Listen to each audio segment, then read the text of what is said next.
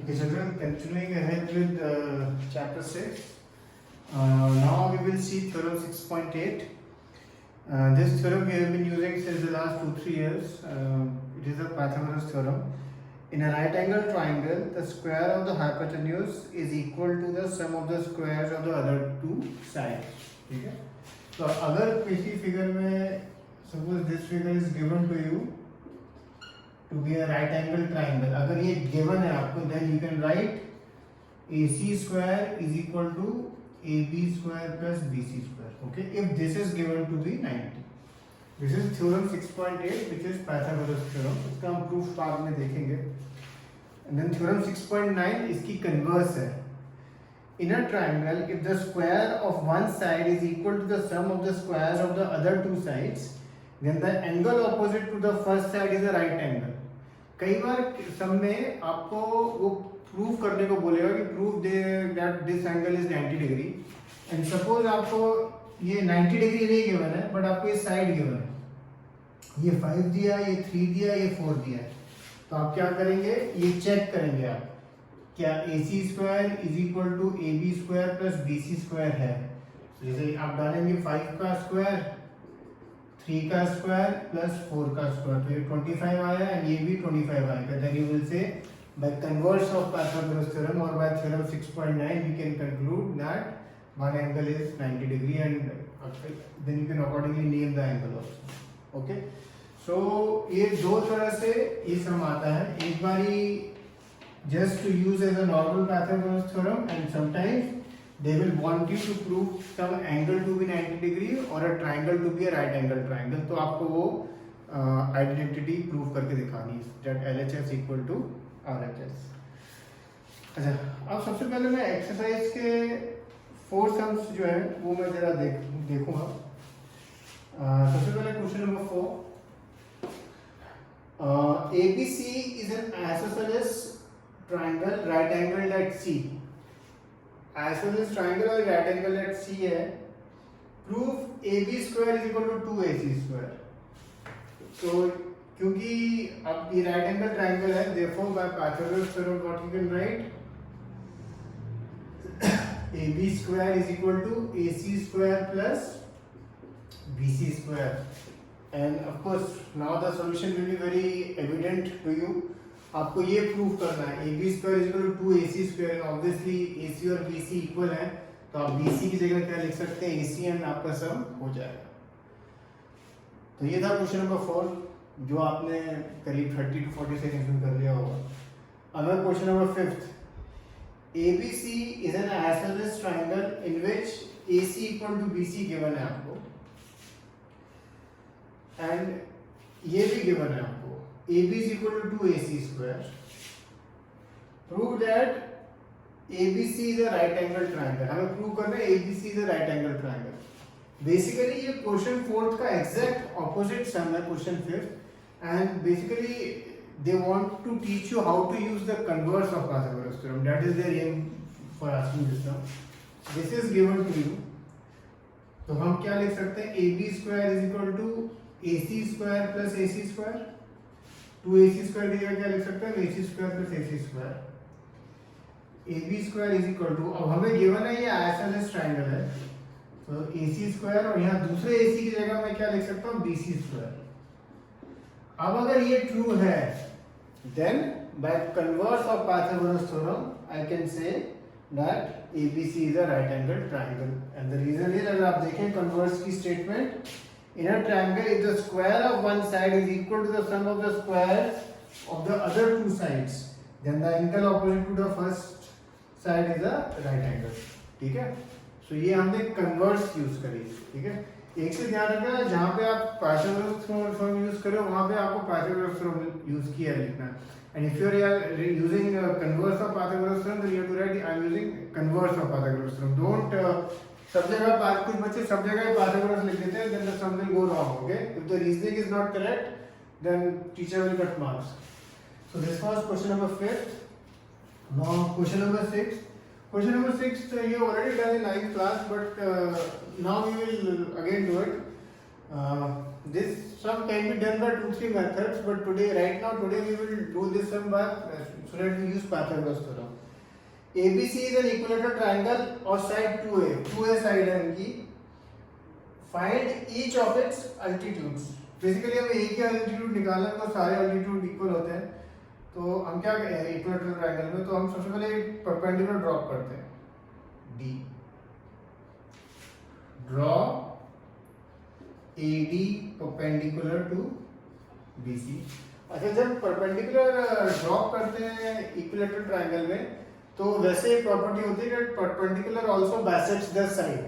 जैसे सपोज ये D नाम दिया तो अब ये BD भी A होगा एंड DC भी A होगा. ये प्रॉपर्टी होती है, ठीक है. दैट ये लिख देना यहाँ पर.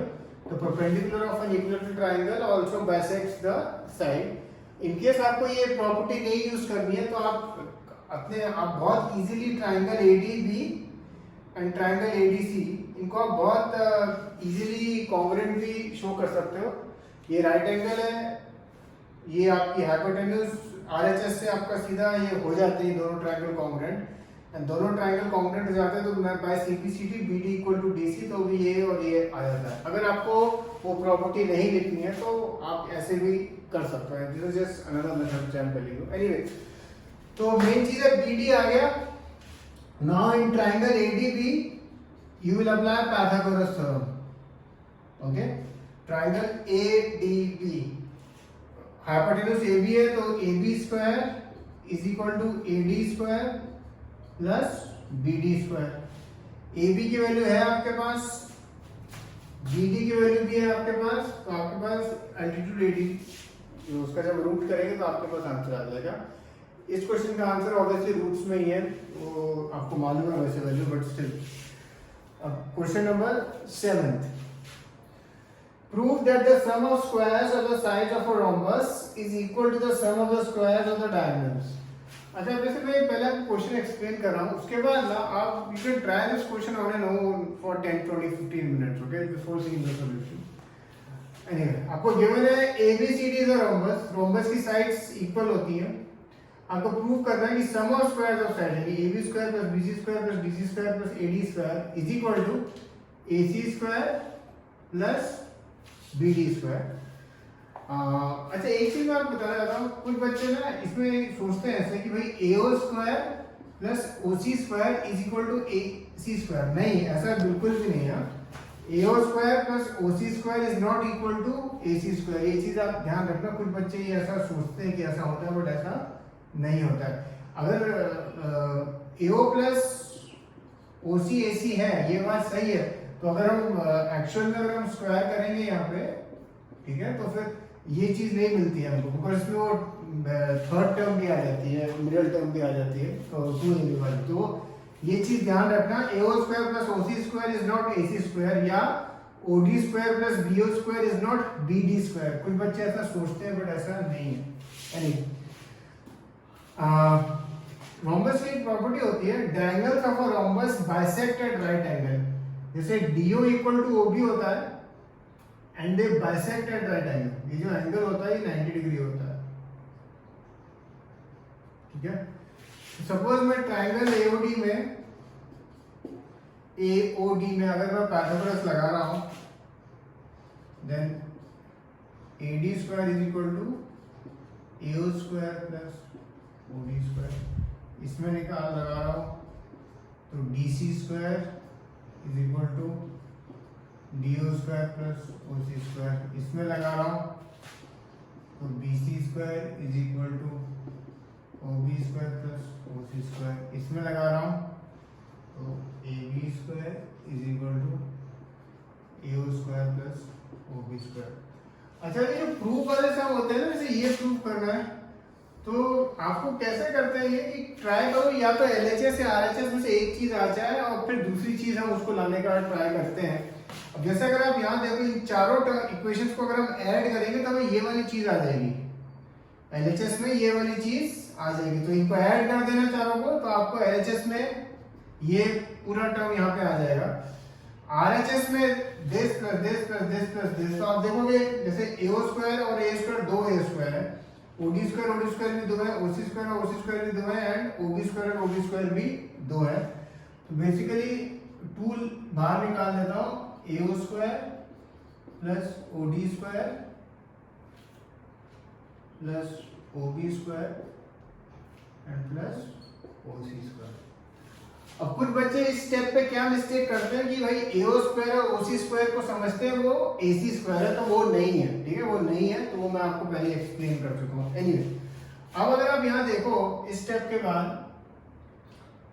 AO स्क्वायर और OC इक्वल है, AO और OC क्या है, इक्वल है, तो मैं OC की जगह भी AO लिख देता हूँ, तो ये बन गया 2AO स्क्वायर।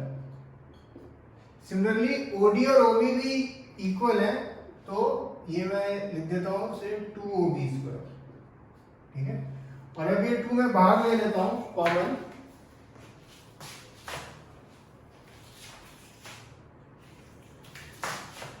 यहाँ तो ये वाली टर्म चल रही है पूरी वाली, LHS पे वो मैं नहीं लिख रहा हूँ, तो यहाँ बचा 4AO square plus OB square. अब अगर आप देखो AO और AC में क्या रिलेशन है, बेसिकली AO इज AC का आधा, हाफ। सिमिलरली BO और BD में क्या रिलेशन है, BO is half of BD। अब मैं यहाँ पे जो वैल्यू है AO की सब्स्टिट्यूट करता हूं, तो AC square by 4 plus BD square by 4, अब ये 4 से मल्टीप्लाई हुआ तो मुझे ये मिल जाएगा, जो हमको प्रूव करना है। Okay, so this is question number 7। तो अभी हमने एक्सरसाइज के क्वेश्चन नंबर 4, 5, 6 एंड 7 डिस्कस किए हैं। अब मैं आपको 3 क्वेश्चन एज होमवर्क भेजूंगा। वो क्वेश्चंस मैं डिस्कस नहीं कर रहा हूँ, वो क्वेश्चंस टेक्स्ट बुक में सॉल्व हैं, सॉल्व एग्जांपल्स हैं and only based on Pythagoras हैं, only based on Pythagoras theorem. जब आप ये 3 क्वेश्चंस देखेंगे, मैं चाहता हूँ आप ऑनेस्टली कम से कम 1-1.5 घंटे के लिए तो उन क्वेश्चंस को ट्राई करें, बिकॉज आप देखेंगे जैसे जो 3 में से पहला क्वेश्चन अगर बहुत सिंपल है उसमें तो ज़्यादा टाइम लगेगा, ये दूसरे 2 क्वेश्चन है वो एक बार आप अपने आप ऑनेस्टली ट्राई करना है। उसका एक फायदा क्या होगा, अगर आप ऑनेस्टली अपने आप ट्राई करेंगे उन सम्स को, तो जो सॉल्यूशन आप निकालेंगे वो फिर आपको याद या उसको आपको प्रैक्टिस नहीं करनी पड़ेगी, ठीक है।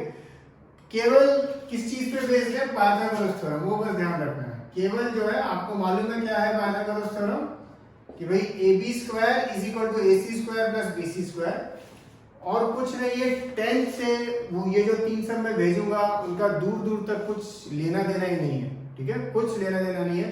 तो एक बार ऑनेस्टली ट्राई करना पाइथागोरस थ्योरम यूज करके एंड वो सम्स को ट्राई करना, और जैसे आपने ट्राई किया 1-1.5 घंटा 2 घंटा एंड नहीं हुआ तो अगले दिन भी एक बार ट्राई करना, और फिर भी नहीं हुआ उसके बाद वो फिर आप सॉल्यूशन देख सकते हैं, टेक्स्ट बुक में है, वो टेक्स्ट बुक में सॉल्व है। ओके, बट एक बार ऑनेस्टली ट्राई करना, वो सम्स मैं आपको आपकी शीट पे लिख के भेजूंगा। Okay, cheers.